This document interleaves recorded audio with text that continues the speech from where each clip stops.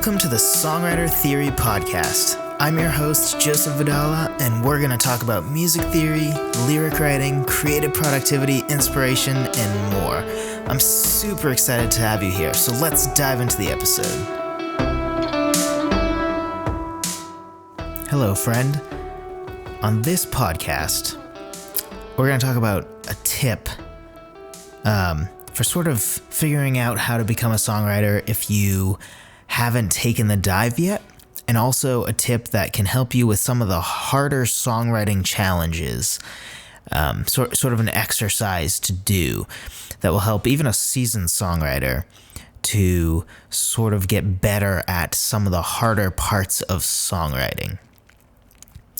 So what this is to write new lyrics for songs you already know and like.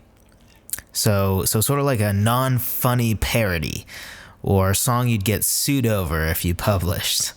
Maybe not. Although if it's a non-funny parody, it's I don't know how that works in that scenario. But there's a couple of reasons for this. So first, we're gonna look at this from the standpoint of somebody who, you might be an instrumentalist.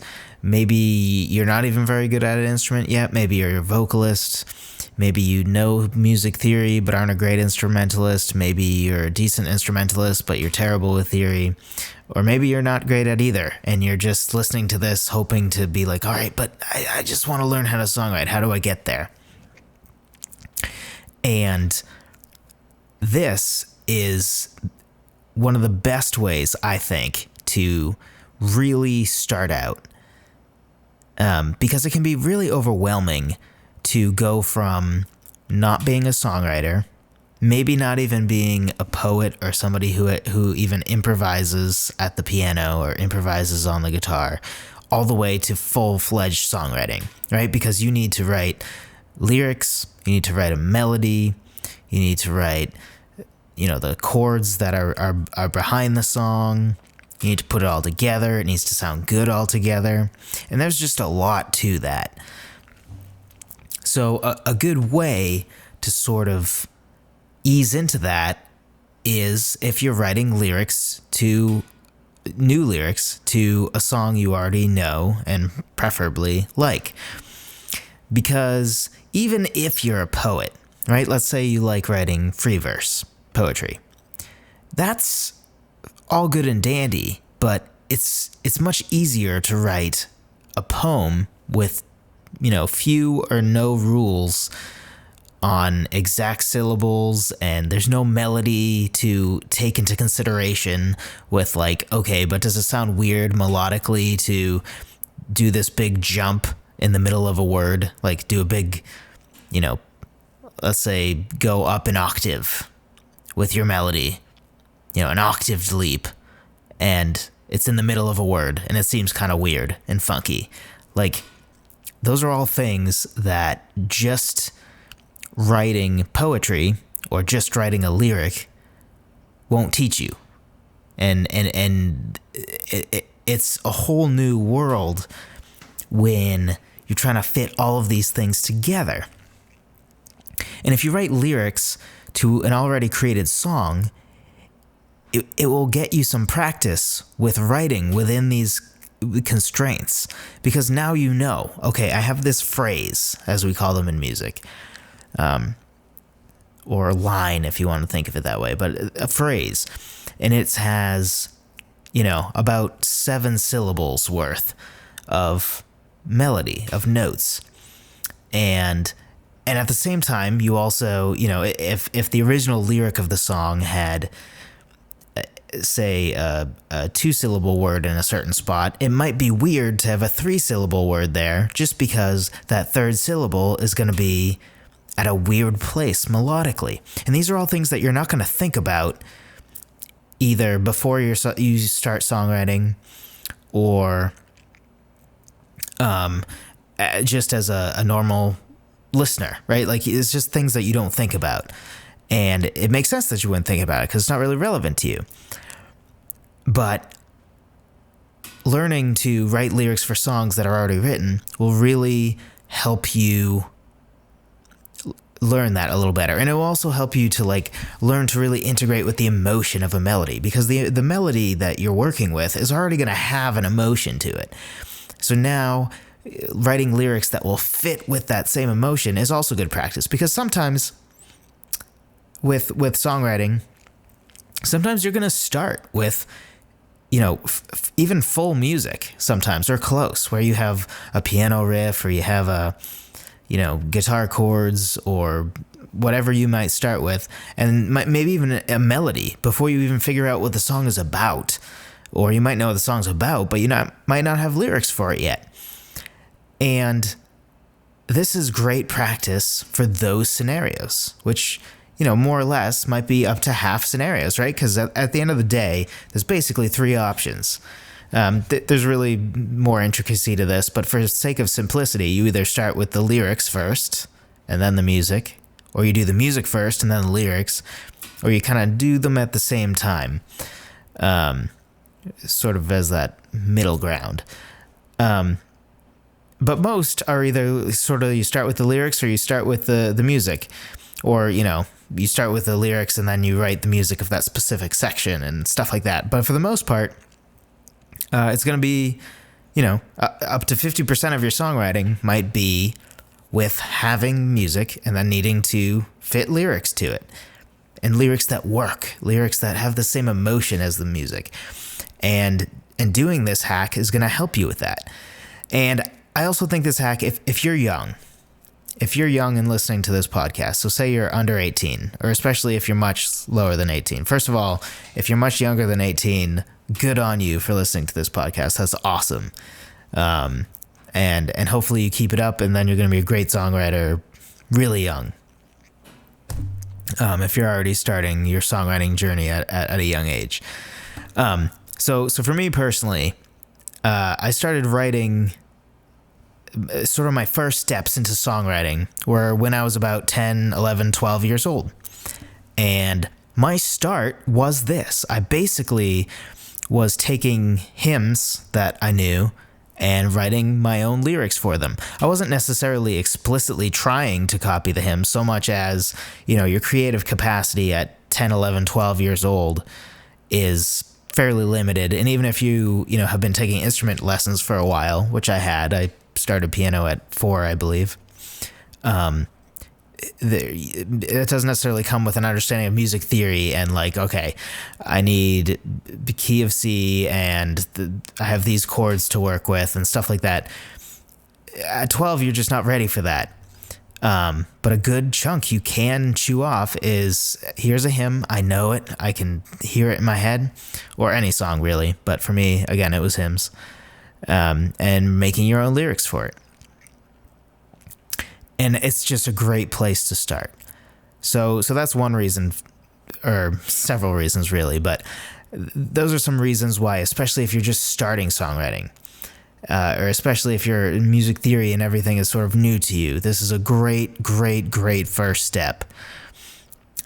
And another thing it helps you with is learning to write lyrics within confines. And this applies to anyone. I don't care how long you've been songwriting, because as anybody who is a songwriter will probably tell you, the hardest part of a song to write is the second verse and or a third verse. And that's because with the second verse, you already have tighter confines than you had before. So once you have a key for a song, you already have confines, right? So you know you're going to be in the key of G, say. So you know that you have, G and all the way up through F sharp.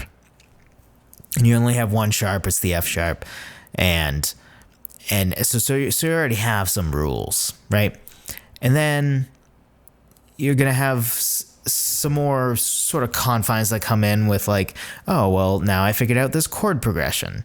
So now there's more confines of what melodically will work with this chord progression. Or you have a melody, so you're confined with what chords will work with that melody. All that sort of stuff. And there's so much to that, and I don't want to get too deep into that today, but with a second and third or fourth, if you have it, verse, you even have the melody. You even have the melody already. So you're also limited with syllables and stuff, right? When you write a chorus or a bridge, it's basically a brand new template. Like, you're going to be in the same key, probably, and you're going to be at the same tempo, probably. And that's really all you have for rules, right? You can have a melody in a whole different, say you've been sort of low in your vocal range the whole song, the bridge can be high. You can change it up completely without just going up the octave. You can just, the rhythmic aspect of it can be totally different. But with second verse, it's literally, for the most part, a carbon copy of the first verse, but with different lyrics. And something that will help you do that is by writing lyrics within confines, such as writing lyrics to a song that already exists, because it's the same thing, right? You already have the melody, you already have the full music, so you're confined to this very specific melody and phrasing that you have to fit lyrics to. And even as a seasoned songwriter, the second verse can really be a pain in the butt. And this will help you with that. And before you think, oh yeah, but it's only, one section. If we assume a typical song to have two verses, a chorus that repeats, and a bridge, that basically means for new material in a song, not counting intros and stuff like that, because often those are just, the chord progression of the verse or of the chorus, and, maybe has a lead guitar on top of it. But for the most part, as far as lyrical, full melodic content of a song, that means you have one verse, a first verse rather, a second verse, a chorus that repeats, yes, but all the choruses are still usually the same or very similar, and a bridge. Which means that a second verse, in that case, is literally 25% of the lyrical content of a song. So that's a big deal, right? I mean, 25% of a song is, like 100% on a test, and then if you don't do one question that's worth 25% of it, you have a 75. You just went from valedictorian to a C student. So 25% is a lot. And if there is a second and third verse in the song, then you now have 40% of lyrical content made up by these verses that are follow-ups to the first verse. So these alternate verses are a challenge, and anything you can do to sort of practice the skills necessary to write alternate verses, second, third, fourth, etc. verses is always worth doing. And beyond that, beyond just like the percent of the song that's that, we want every part of our song to be awesome, right? And as it is, and I know I've talked about this before, but as it is, it's fairly common for people to let rhyme scheme sort of be a ticket to laziness, where their lyric doesn't quite make sense because they're just trying to fit a rhyme in, or you can tell they kind of add an extra awkward word just to make the syllables line up. And there's so many places for us to trip up as songwriters to sort of have either the trap of a great chorus but everything else in the song is forgettable, or my least favorite, which is when the verses are awesome and then the chorus is just a giant disappointment. So we already have so many things to worry about. And then that super challenge of alternate verses, second, third verses, anything we can do to get better at that and to learn to write within those giant constraints where literally everything's locked down pretty much except what words we put there, and to still learn to make a great lyric for that is hugely important, because we don't want people to hear our first verse and be like, wow, and then hear the chorus and be like, oh, I love this song, and then the second verse to just be like, oh, all right, I guess I look forward to the chorus coming back at least. Like, we don't want that disappointment.